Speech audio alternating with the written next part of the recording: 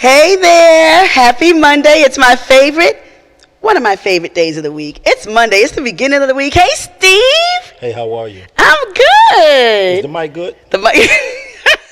Because I feel like I'm reaching down and talking. Okay. The mic. My mic sounds nice, check one. My mic sounds nice, check two. Are you ready? Let's get to it. Let's get to it. What's good? I'm chilling out, hanging out. I'm so happy to see you. Thank you for inviting me. This is a big deal. Unbothered. Congratulations on your success. Thank you, Steve. Congratulations on your rise and your ascension. Thank you. This is going to be awesome. Oh, I support you 100%. I'm so grateful. Thank you when I say thank you so much. I'm so honored that you came. First of all. Honored. Well, thank you. Oh my God. Y'all, first of all, let me tell you guys something. Me and Steve go way back. Am I right? Yeah, to 10 inches. Steve! Ugh. We go way Not with me. Wait a minute. She was Steve, stop. Steve, you just a whole stop lie. Y'all, me and Steve go back because of that very reason. Steve used to have his own radio show at another station. At another station. And I've always just loved his candidness. Steve did not care what came out of his mouth, what he was going to say. But a lot of the things that he would say, y'all, I'm not going to lie, it was real stuff. And it was things that would challenge people, and it was things that people would think but never really want to say.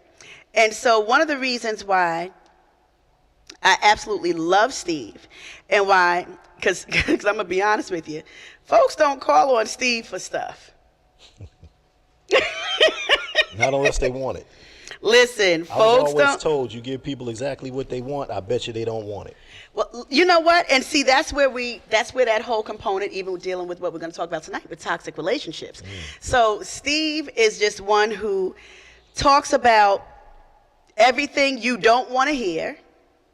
He tells you what you don't want to hear, and then really offers thought-provoking suggestions and solutions. And a lot of times I'll say something to Steve, and whatever it is that I say to him, I might agree with him to a degree, and he might agree with me to a degree, but it's not like we just outright disagree altogether. You know, we come and bring some things together to bring some type of happy medium. Am I right? I mean, I definitely learn from your perspective and your audience, your supporters, and we all come together with it together because we definitely understand what we're up against. And sometimes these uncomfortable truths have to be shed some light upon it. Let's talk about it the way it really is and call it exactly what it is. A lot of times we'll make excuses for people, for situations, and for ourselves, and that'll be the conversation of understanding. No, we got to take that veil off, we got to take that mask off, we got to pull the cover off and call it exactly what it is, and then we can heal and move forward when we know exactly what we're calling it, what we're accountable for, and what direction we want to go in from here forward. Why don't we want to hear the truth about what it is that we're facing? Because it's uncomfortable. You know something? I had just said to somebody, I had a conversation with one of my best friends. Big shout out to my best friend, Sniper. And we were just talking about stuff on the way here. And something that I had shared with him was about a situation. And I said, I have literally, there's just some things that you just have to be honest with yourself about the why and the what and the who behind the why, and it's not easy. It's not easy dealing with that. And so when you have a history with people, when you're used to certain things, and then next thing you know it, things just stop, how do you expect somebody to move on? And then something that you just said about excuses. It's one of the things, I think you said that something about excuses or making excuses for people or an accountability. Something that I'm very good about saying is that there's a difference between giving somebody the benefit of the doubt versus making excuses for that person. So I can give you the benefit of the doubt versus constantly making an excuse for a person's behavior. I like those socks. I'm like a sock junkie. These are Gucci socks. I like them. Yeah. You want to show everybody your socks, Steve? No.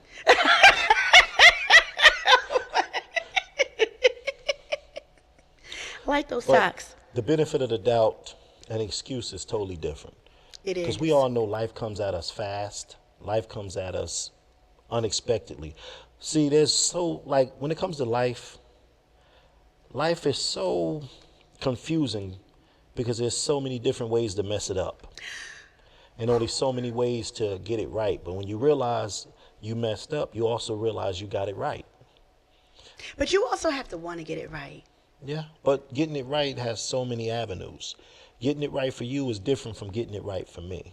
Mm-hmm. And like I said, accountability, the benefit of the doubt, and we have to call it what it is. Sometimes it's excuses. We make excuses, and we don't want to say it's an excuse. We call it a reason.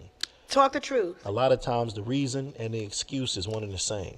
I agree. Now, if the reason comes with an apology, I understand the reason. But if the reason comes with a reason, which is a reason, which is a reason, which leaves me feeling as if, okay, cool, I understand your reason, but at the same time, I feel kind of left out to dry, but I'm going to understand what you're saying because I don't want to have an altercation or really put it in your face the way I really feel it should be.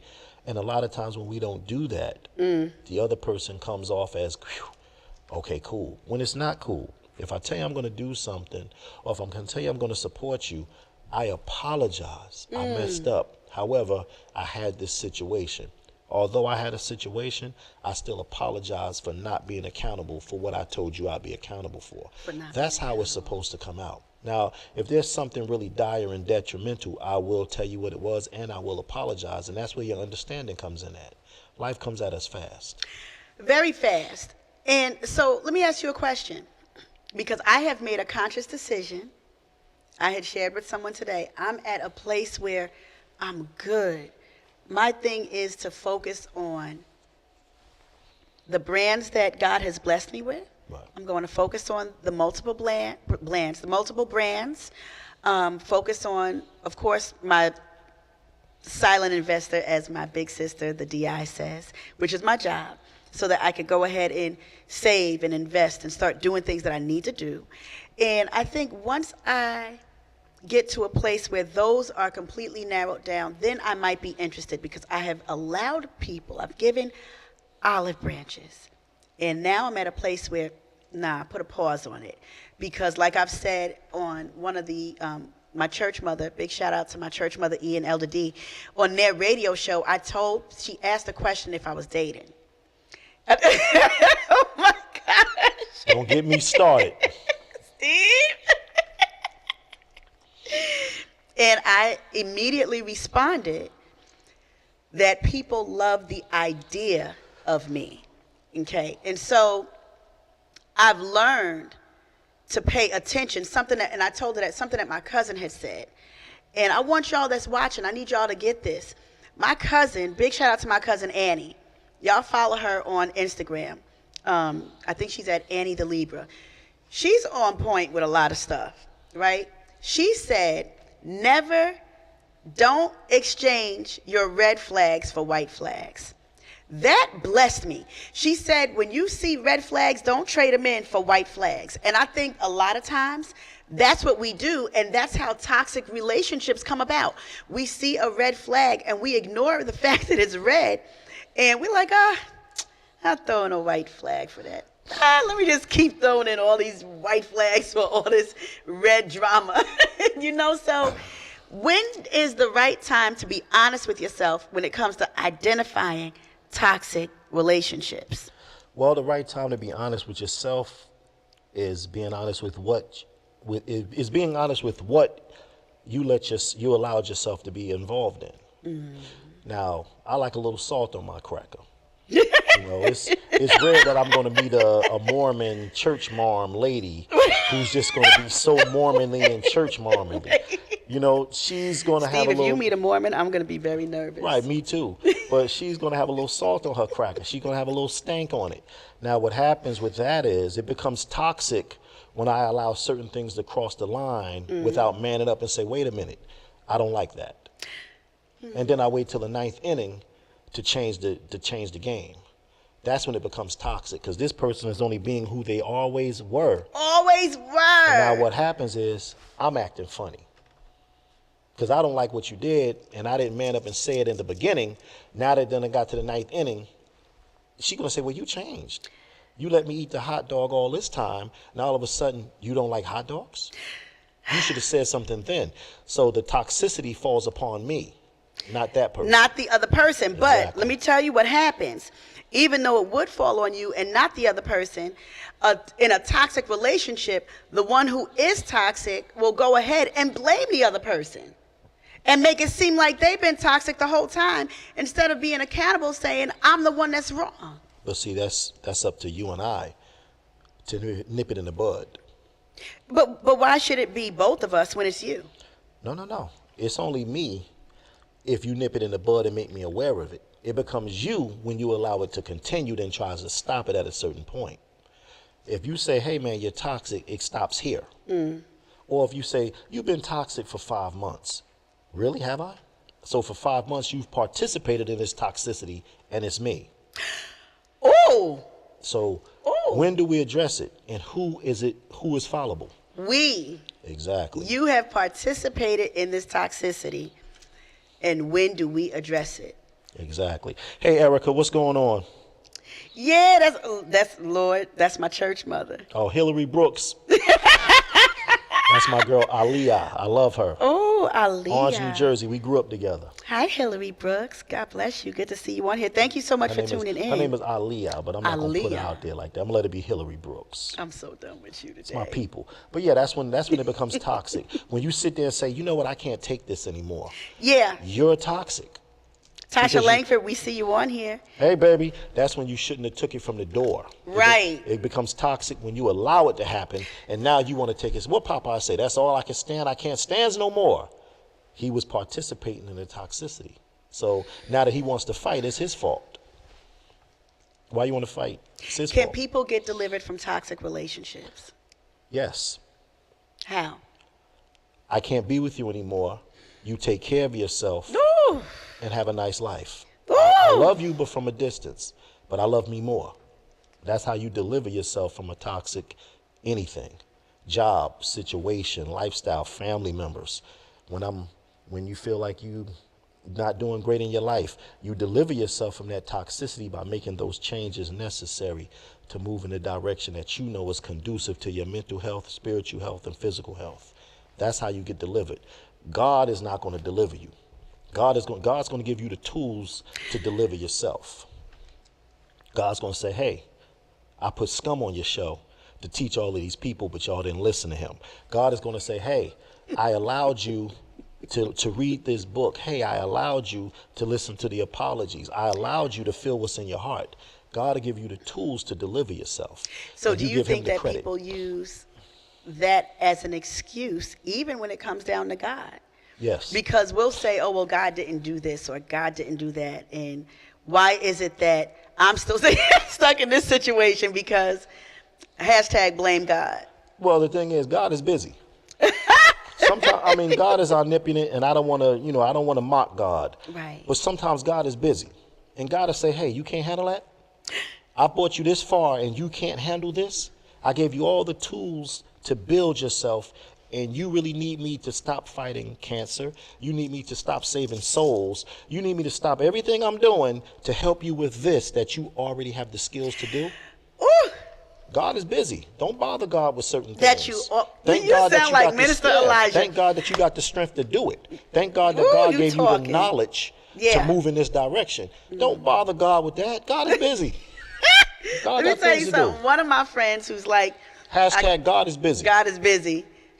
#don't bother God with that. One of my good friends who I call my baby brother, Minister Elijah. I'll call Elijah and say, Elijah. Y'all don't call him that. That's my nickname for him.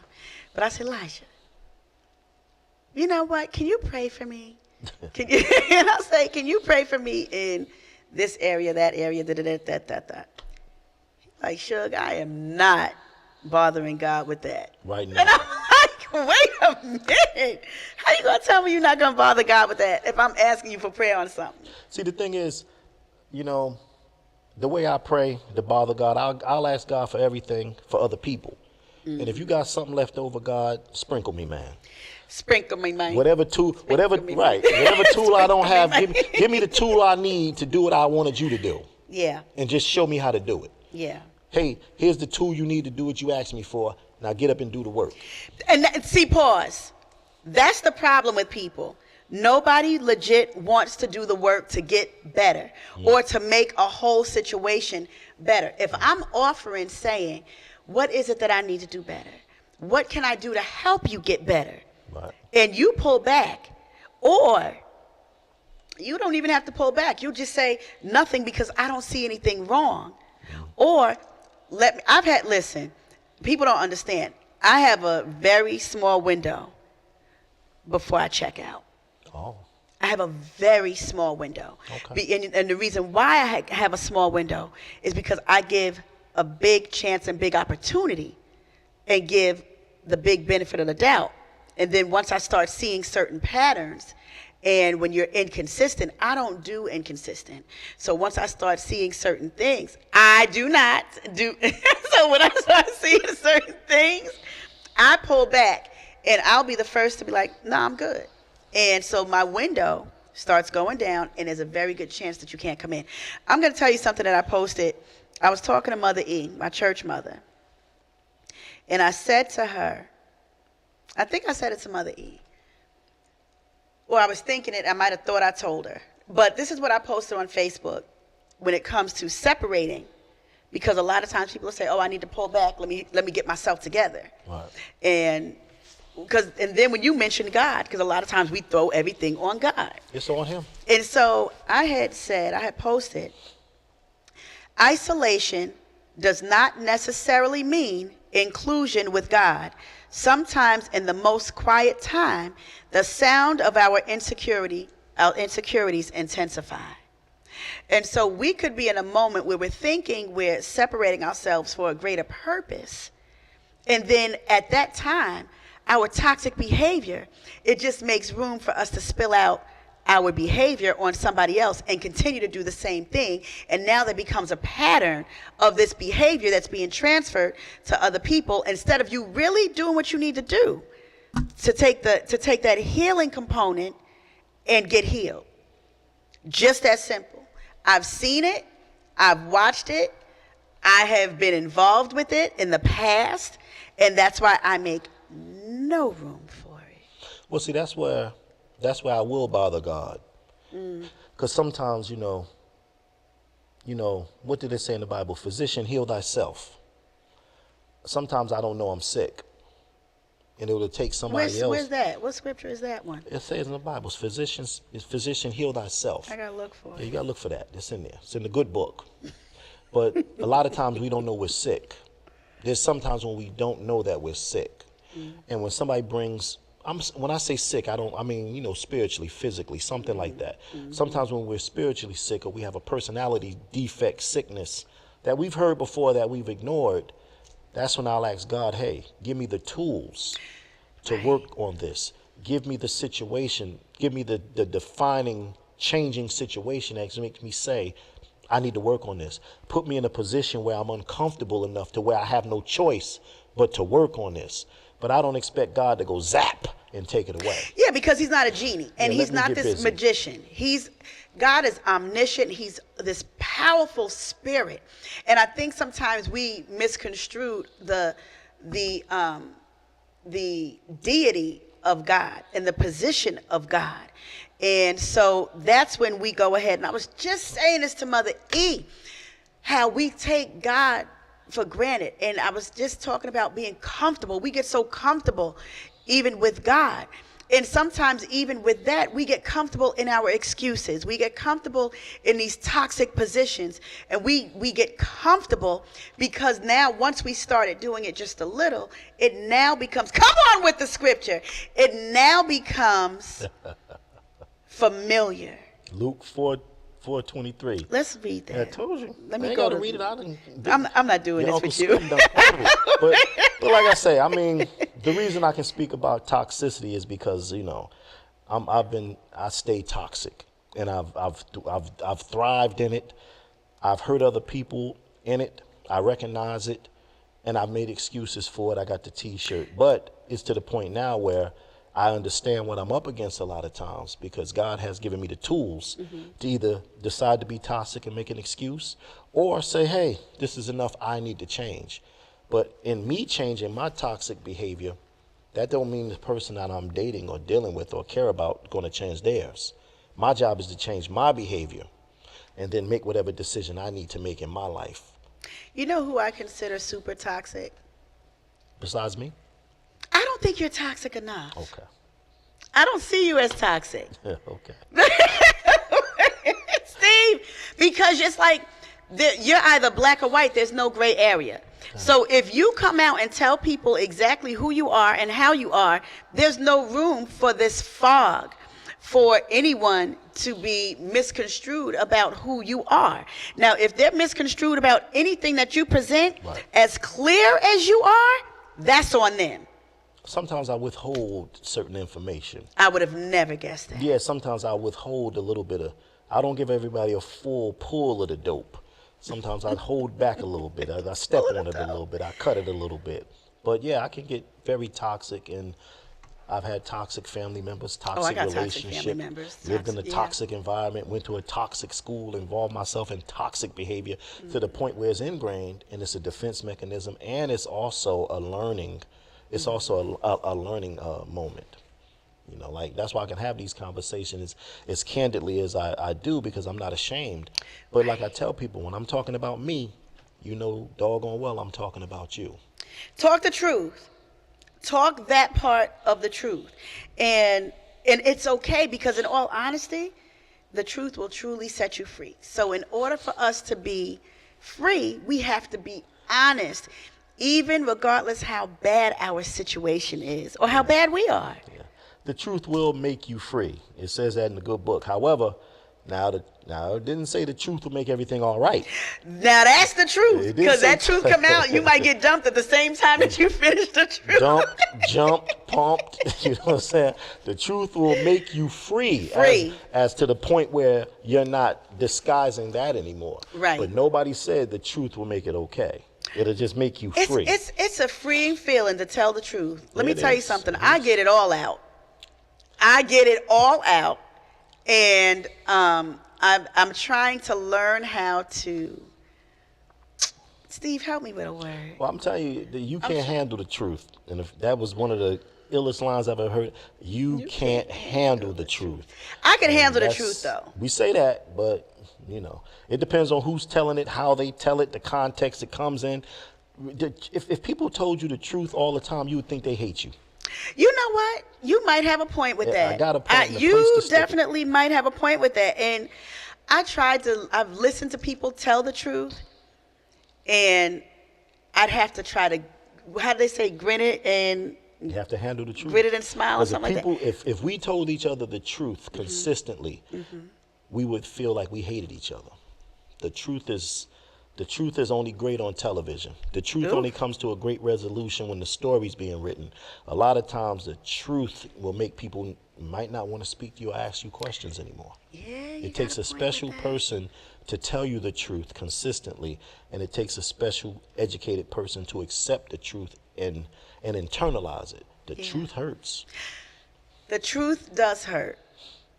The truth does hurt. That's why all the romantic books lie. That's why all the marriages lie. Yeah, these I don't read romance novels. Yeah. I don't do the music. It lied to us. The love ballads? Yes, they lied to us. Like LTD? That was hardcore, but he told the truth about that story. He told the truth. One night, I loved a stranger. I like that. But if someone told you the truth consistently, the truth, the God's honest, you would think that person didn't like you. But you know what? I think that there's a way. There's always a delivery. So it's not so much about the truth being told. It's how you, Steve, it's how you're telling the truth. How you gonna? I mean, like my mother always. It's the delivery. Like my mother would always say, it's not what you say, it's who says it. And how? No, because one person can tell you the truth and you say, that person is real. Another person will tell you the truth and you say, why are you talking to me like that? It's not what you say, it's who says it. It's who you want to hear it from. There are a lot of times I'll say things and people don't want to hear it from me. But someone else a little more with a little more gravitas say the same exact thing, and that's the realest person in the world. You know what the crazy part is? Tell me. I can understand where you're coming from with that. Yeah, I hope because so. I've had somebody say something to me, and then I was like, oof, it's kind of harsh. Right. And then someone else say the same thing, and I was like, oh, I get it. It's not what you say, it's who says it. And we've been stuck so long on how it's being said. And it's more about who is saying it. It's more about who is saying it. It's who you want to hear it from. If you were to think of somebody who was toxic right now in the public eye, Steve. Hey, Tracy Odom. God bless you. Good to see you. We see you on here. Who would you say? And I want you guys in the comments, because I see you guys out here on Facebook and you guys are in the comments. Who would you guys consider to be a toxic couple right now? I have two people in my mind. Toxic couple? Toxic. Well, see that's the thing. I don't know the ins and outs. I just know the sensationalism. You know, the salaciousness. If I had to pick a toxic couple. Oh, I hope you say the people that I'm thinking of. Well, I might not say the easy choice. If I had to pick a toxic couple, I would say Dwayne Wade and Gabrielle Union. Oh, I didn't even think about them. Yeah, I would say those two. What would make you say that? Oh, because of the way that they're parading that child around, and the way they're putting that child's personal sexual preference on Front Street to push the agenda to make themselves richer and seem more understanding. That child is going through a crisis, and you're putting that child's crisis out there instead of keeping that private and understanding this child and raising that child. There's no reason I should know more about that child. The child. Than his brothers and sisters. That child got brothers and sisters that we know anything about. But this child's confusion or conflation or whatever his issue is, it should not be played out in the public this way. And for them, that's extremely toxic to put their child on the front page for whatever ill-gotten gains that they're receiving for this. And Gabrielle Union knows doggone well she's wrong because she's overstepping any step parental rights that she has by marrying that man. Talk real. She's married to that man. I absolutely agree with you. That child has a mother that she don't take 5 minutes to consort with. That mother is disagreeing, and as a woman and a stepmother and who has a surrogate mother now, you should understand where it's coming from when somebody's over-mothering a child that's not yours. They're very toxic. They're extremely toxic, and I think Dwayne Wade needs to be examined to a certain way because I think he has sugar in his tank as well. Wait, Steve, wait. Oh, my God, Steve. Steve, when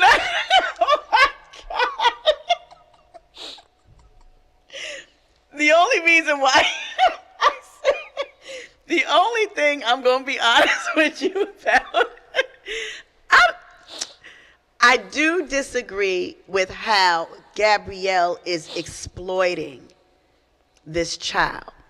I was watching a commercial called, is it Pretty Baby?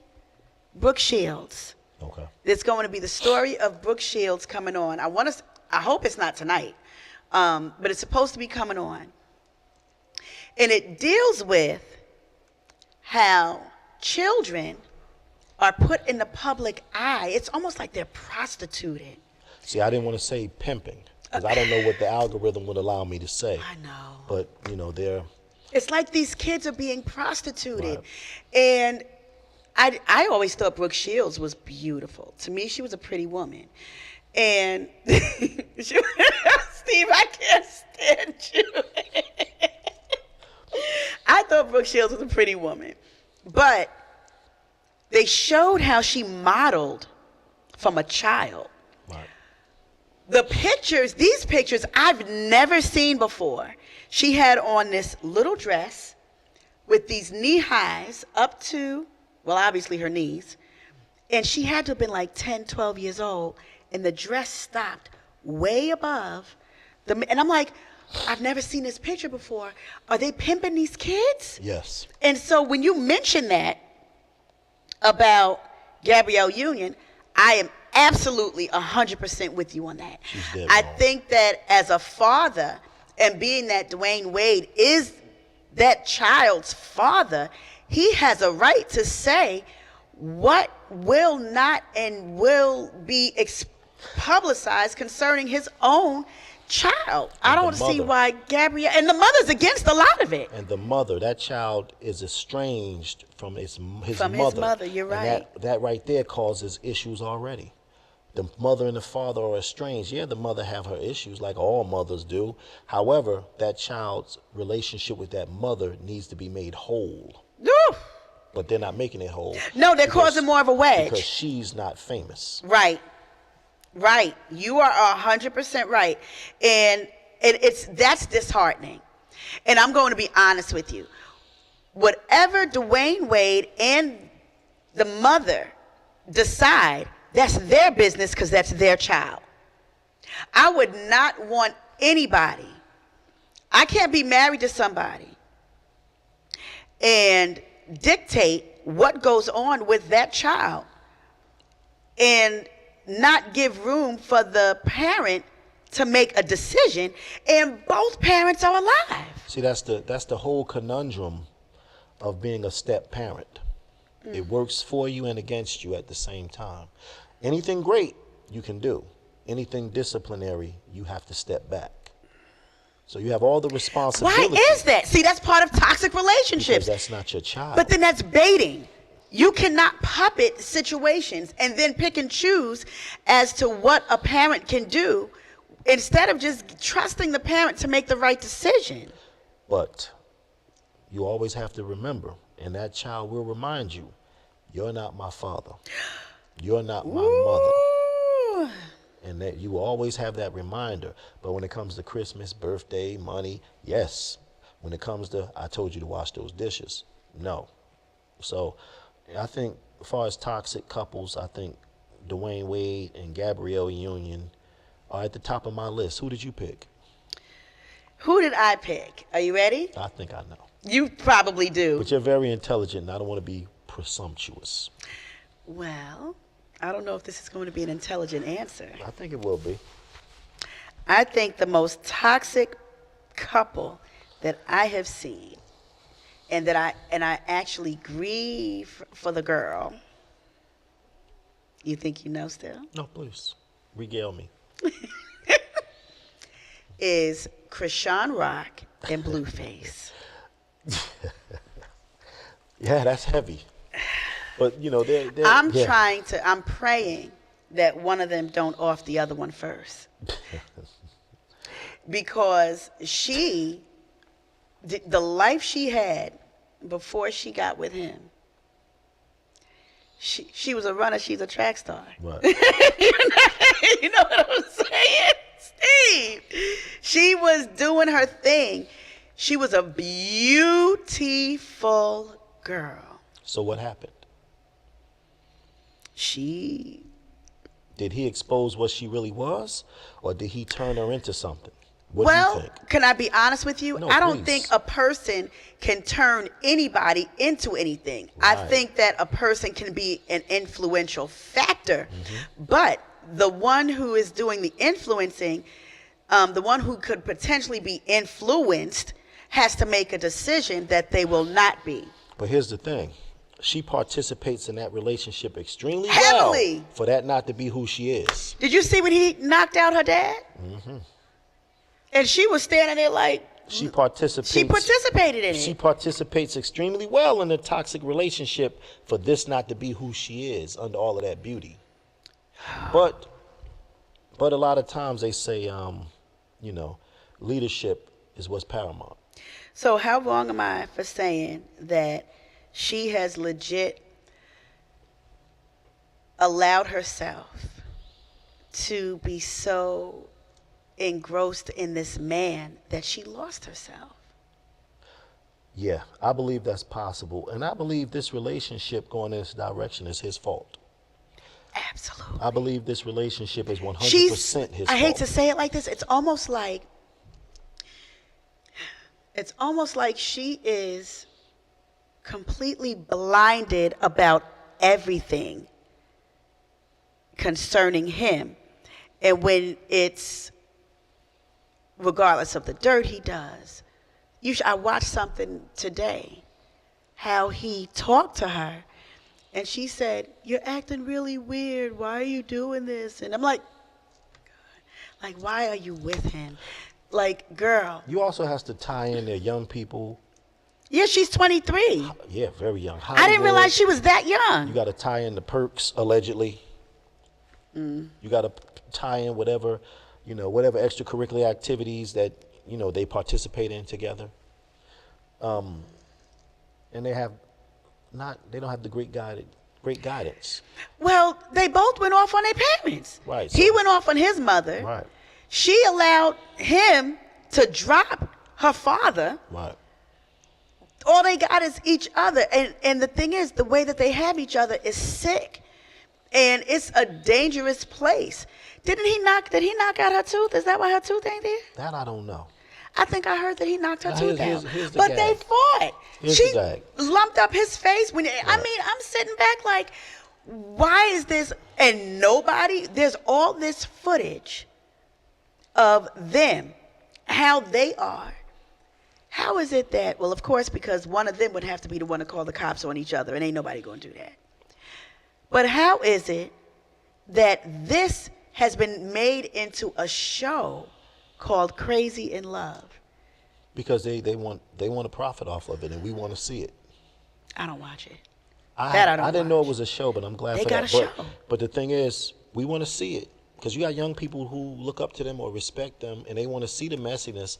And if I can get paid off being messy, why not? But the thing is, it's two things we do wrong as men. We tell women that they're not our equal, but then we want women to take equal accountability. Say it again. It can't be both. Say it again. I can't tell you you're not my equal. I'm the lead. But then again, I want you to take accountability as if you're leading. Now, your accountability is your accountability. If the relationship fails and goes down the tank, it's my fault. It's not my fault that you did anything as far as cheating or infidelity. That's not my fault. You made your own decision as a person. Right. But as far as the direction of the relationship goes, if we're fighting, if we're violent, if we're fighting, if we're arguing, even in my relationships I've been in where the fighting has been so continuous, it's me showing poor leadership. And my poor leadership will cause anything to go off the rails. I can't exhibit poor leadership and expect a magnificent product or a magnificent Absolutely workforce. Right. Absolutely so if my right. lady is going crazy and she's off the rails, that's my fault. I got two things to do. Either lead the best way I can and say, hey, you're not following me properly, beat it, or take accountability for the destruction of the relationship. I'm not accountable for what you do as a woman on your own. I'm accountable for the destruction and the direction of the relationship that I pushed us in. And he doesn't realize that as a 23-year-old young man with a lack of guidance. He doesn't realize he's Is he 23? Is he older than her? I don't know how old he is. She's 23. I don't know how old he is either. But I'm going to be honest with you. I think there would be more grace on her. I shouldn't say that. But on her life because of there's something different about her. Even in all of this, I've watched her pray. This girl has a yearning for God and has said it. He is a major distraction for her. And this distraction can be absolutely destructive to her life. Now that part is her fault. I absolutely agree. If she means it, Yep. she has to make the necessary adjustment. Now I can yearn and call out for the Creator, but like I said, when he dropped those tools off, I can either pick up that tool and learn how to make fire, or I can keep begging God to help me.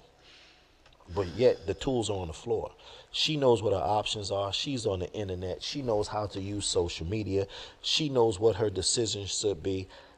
I don't know what her guidance model is, but he's not it. He's not it. And so do you think it's possible for people to be in a relationship where they believe a person is going to change in such a way, like when they first started off, it was he ha ha, or, hey, and I'm embarrassed to look at you and I'm shy and all this. And then they get to this place.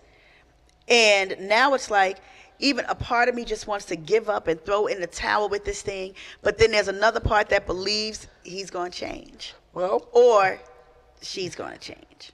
Well, we all change in relationships. That's why I go from he ha ha to what the HELL. We all change within the relationship. Now, what happens is, in a lot of my relationships, the more I change, the more I stay the same.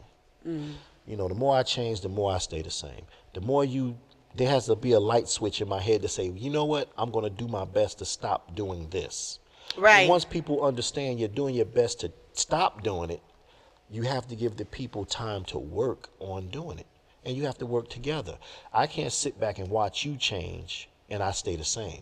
Right. As you change, there are changes I need to make. Absolutely as you change, right. As I request changes of you, there are changes of myself I have to be willing to be accountable for. If I tell you all of these changes and I just sit back and watch you change, who are you and who am I? What gives you the right to judge me? As you change, I have to change as well. Absolutely right. Absolutely. And here's the thing. If I'm in a relationship and I know that the person, if I am changing and you see the change, you should want to change. Right. You should want to change so that we can match each other's growth. We can match each other's level of developing. Even though yours might be a little bit more in certain areas and mine might be in a little bit more in certain areas, at the end of the day, we're still going to be able to come back to this place of we're growing forward, we're going forward, we're developing. One thing about that, it gets dangerous. Why? Because a lot of times that growing and developing can be the detriment of the relationship. As I've grown and as you grow, we might not align the way we once have. So you think that you can grow apart? Right. We might be on two paths of growth that's not bringing us to the same path. I'm growing. You're growing. We're not growing together. I'm growing in this way and I'm helping myself do this. You're growing in that way, helping yourself do that. We might not be as aligned as we once were. Once bonded us is what we were. What we were. But where we are might not bond us the same anymore.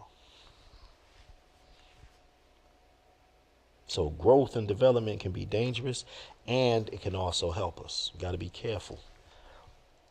Steve, Because I start changing. You got to keep your eye on me. I start changing now. Steve. You never know. But it's all to be a better person. That's what we want. To be a better person. I want you to be a better person, whether you're following me or whether you're on your own path. Who wants to legit change for the worst? Who wants to change for the worst? And why would you want to change for the worst?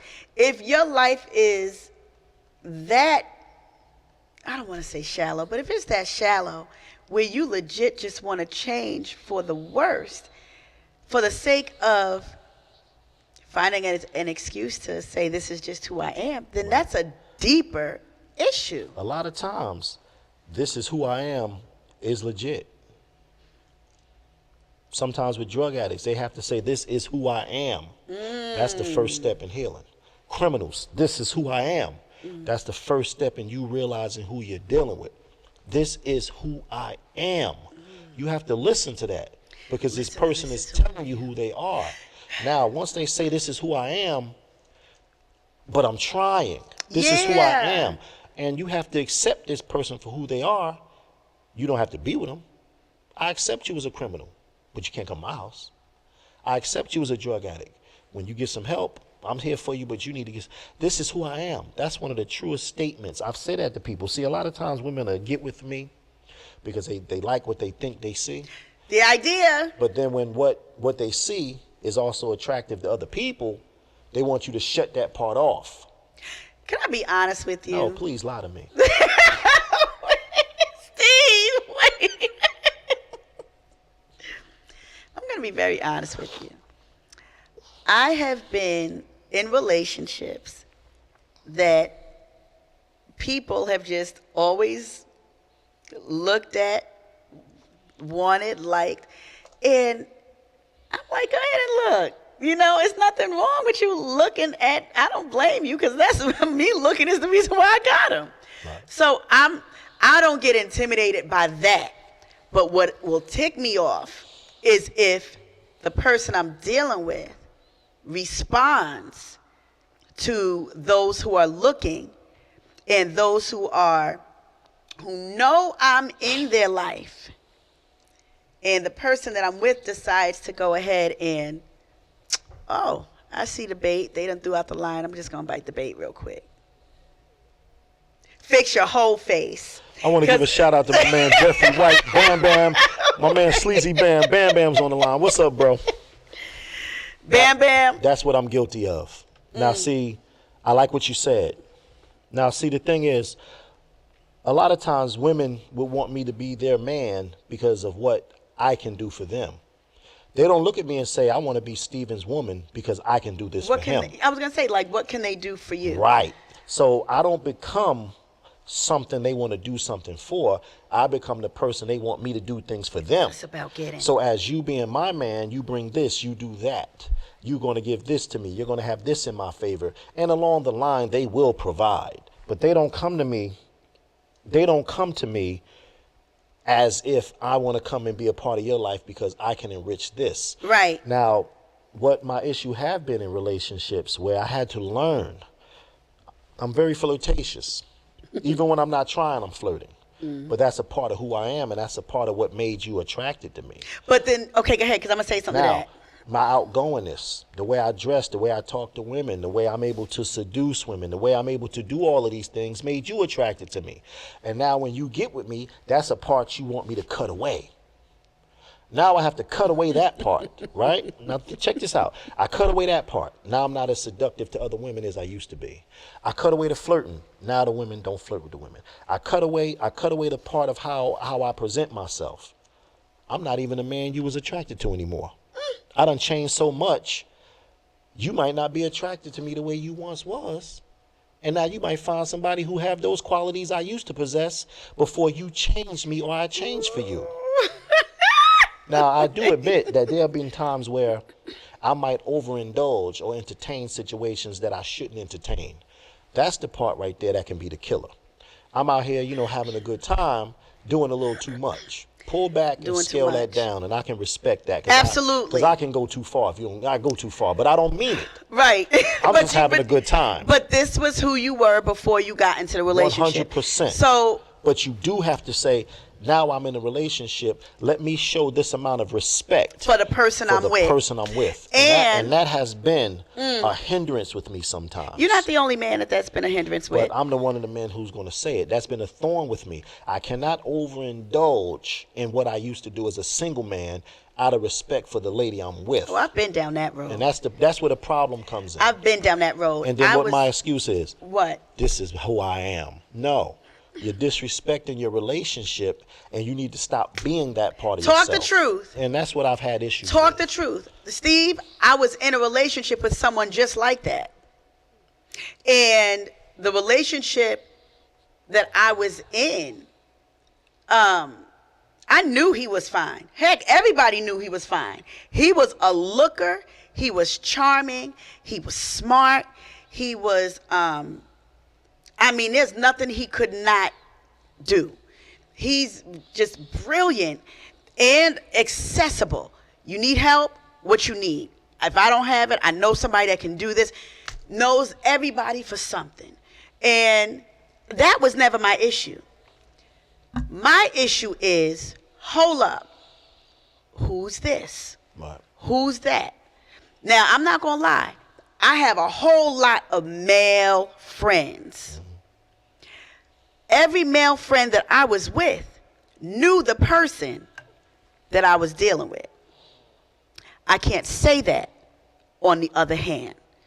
And that was became evident based on things I ended up seeing and was like, no, I don't believe this is happening. This ain't really happening.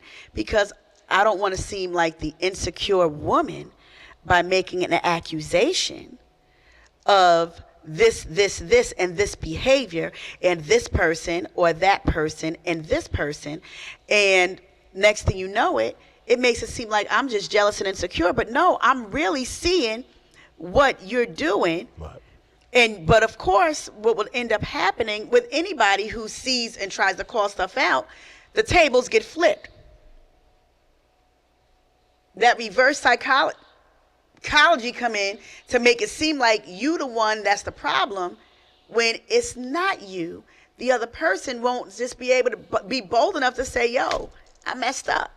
Or, yo, you know what? I entertained this chick. Right. And when I entertained her, it got too far. Now, I can respect a man if I'm in a relationship with you that's deemed exclusive. I'm not talking about we're just talking or we're just kicking it or we're dating and we're in an open dating relationship. I'm saying I'm that one. If I'm that one and something pop off with you and somebody else, and if I find out about it from the street or from anybody, or if I see it myself, we have a big problem. Because if you don't have, I posted about conviction earlier, if you don't have enough conviction or enough love for me, first of all, to not even allow it to happen, because we put ourselves in situations that don't have to be, and then we wonder how we got there. It's because somebody initiated something and they answered the call. And I'm very, very mindful about what and who I entertain if I'm in a relationship. Because one, if I love somebody, I love them, and I don't want, I'm not going to entertain that. You fine and all, but what I'm not going to do, no, it's a no. I'm dealing with somebody. And there was someone that I was dealing with when I was in a relationship with them, gave me a ring, and the ring that they gave me was theirs, that they would use on their pinky ring, because they just didn't wear it. So I would put it on my hand. And so when dudes would approach me, I'm like, I'm off the market. You know what I'm saying? And he didn't even know I was doing that. That was just like out of respect for him. But then in the same breath, where's the reciprocation of the respect? Right. Where are you going to draw the line? You know what? I don't care about you having a bunch of female friends. I got a bunch of dudes that I've been rocking with forever. And these dudes are loyal to me. Some of them will let you know, Tiff, what you need, where I need to pop up at, period. But I would always let them know who it was I was with, out of respect for the man that I'm with and out of respect for the person who I call myself a friend to. Because I want them both to know you can trust me still as your friend. It don't mean I'm going to negate the friendship. And then the man that I'm dealing with, you could trust me as your woman, because the person that I'm with, that's my friend, I'm not with them. I'm not doing anything with them. I'm big on that trust and that loyalty piece. And the moment you mess that up with me, there's something that stays in the back of my mind. Right. And it's like, even when you try, and I don't know if y'all have ever experienced this, even when you try to trust a person again, something is just there. Like, will I ever be able to really trust this person? Right. When they did this and this and this, and it's been ongoing, and you got receipts that they don't even know that you may even have, that you've just been quiet about, thinking you're going to give them the benefit of the doubt. Some people just got to get some things out of their system. Get it out. Get it out your system. But if you're not ready to get it out your system, let that person know. At least give that person an option as to if they should stay, if they want to stay and deal with you as to who you are, or leave and be with somebody who can treat them the way they deserve to be treated. I'm going to say this. I agree with you 100%. And I've actually had arguments behind exactly what you're saying. So I'm going to agree with you 100%. And that has been a thorn in my side, overindulging in a friendship, not to the point where it gets, sex or anything like that, but to the point where it makes the lady that I'm with uncomfortable. And in seeing her being uncomfortable, I wasn't mature enough or intelligent enough to say, hey, my lady's uncomfortable, make the necessary changes. And that has been a toxic behavior I've displayed the century I've been on this earth. And that Whew. and I've had to learn that the hard way. So you're absolutely 100% right. And you're not the first woman, second woman, or third woman I've heard say this. And the person that you're talking about, you're also talking about me. Ooh. Because I've been in situations where it does seem like I'm overindulging in this friendship and this woman is a little too close. But these have been people who have been here for the longest. But at the same time, if you're number one, everybody else has to back up. And I have to set the boundary line of, this is where our friendship has to slow down. This is where my social media interaction has to change. And this is where the respect has to be paramount for the woman I'm dating. And I have had those blurred lines within relationships I was in that caused my relationship to spiral. So you're absolutely 100% right. And I'm totally guilty of the exact infraction that this guy you're dating is guilty of. 100%. And a lot of times, being a man of means, a man of options, you don't see the forest for the trees. But when you hear someone saying, hey, this is disrespectful, chill out, a lot of times it doesn't click right away because you've been living this toxic life and you've been living this bachelor life so hard that it's hard to make the necessary changes. A lot of times when I do something, I don't mean any harm. A lot of times when I flirt, I really probably don't even like the person to know the person. A lot of times when I'm out here gallivanting, peacocking, saying stuff, I really don't have any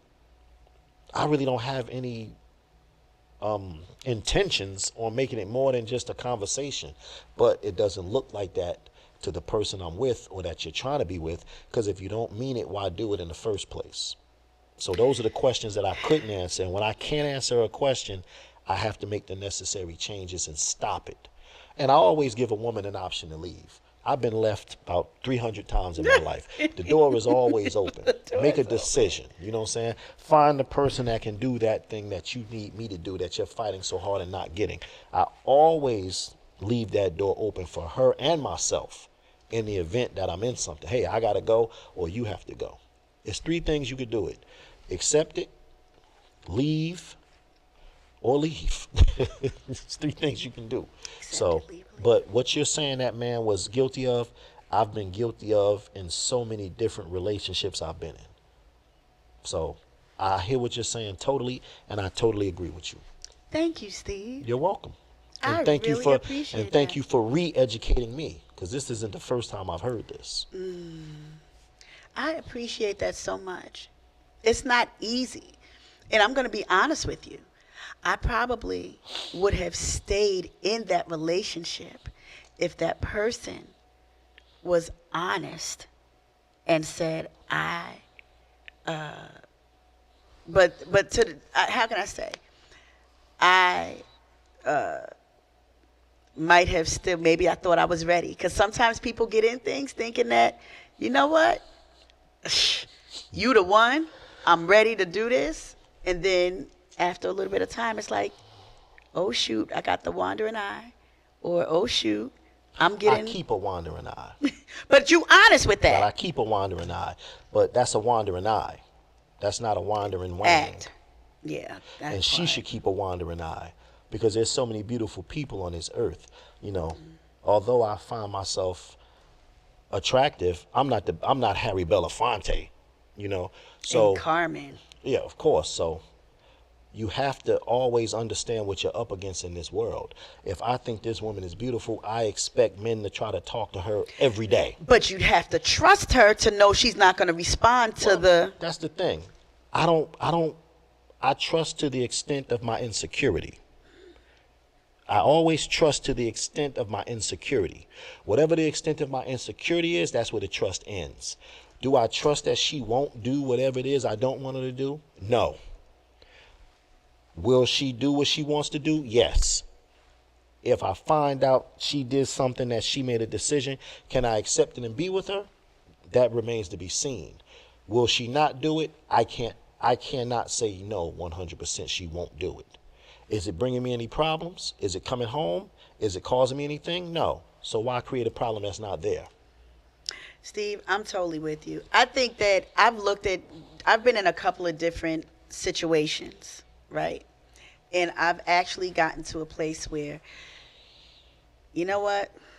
I'm good. Just Right. for now. Right. Just for now. Because I don't want to, one, and maybe this is the toxic trait that I have, I don't want to experience the level of hurt that I've experienced before. So there's a defense mechanism up with me. And that's going to be something that it's going to take a special person to break that down. Well, that's toxic. Yeah, it is. But that That's but a good toxic. Is it a good toxic? No. No. It's a bad one. Bad You toxic. know why? Because again, I've given those chances, Got to keep giving them. and I've given chances. Got to keep giving And them. now I'm at a place where, and I was in a long relationship that honestly, I thought was the last stop on the train for me. Thought it was the last stop on the train, and when that train, I don't want to say came off the track, and we're still cool to this day. We're still cool to this day. And we respect each other.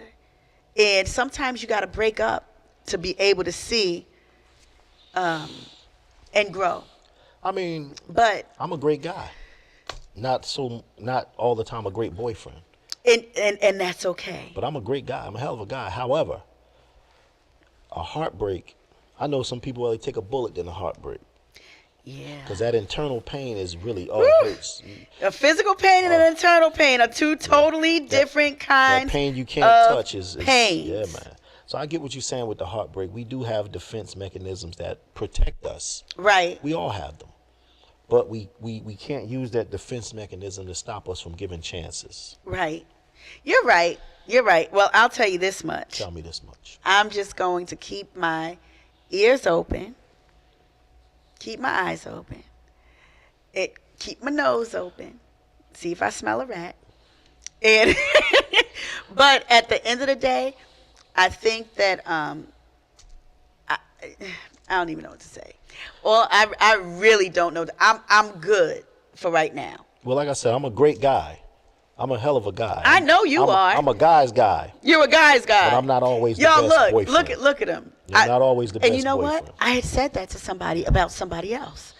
I said I know someone who was a great guy, but was not a great Right.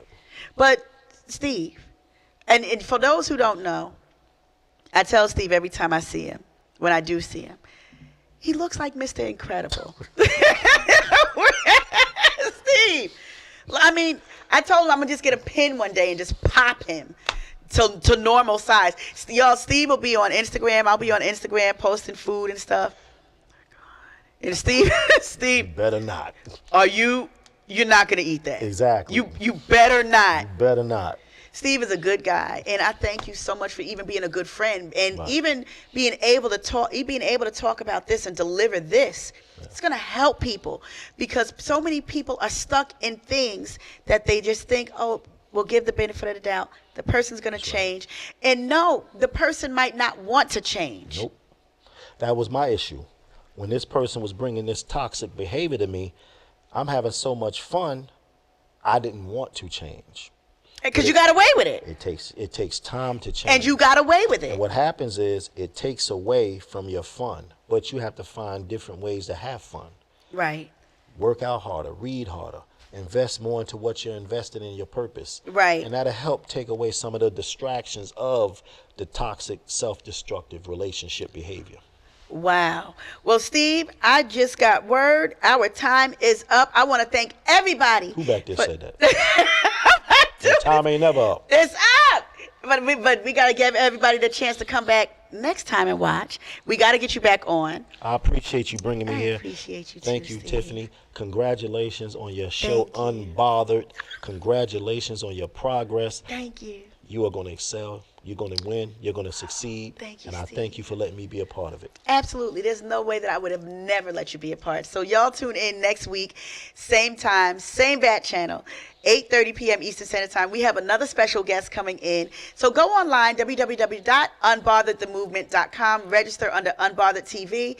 And next week's show is going to be with a special author her son does children books.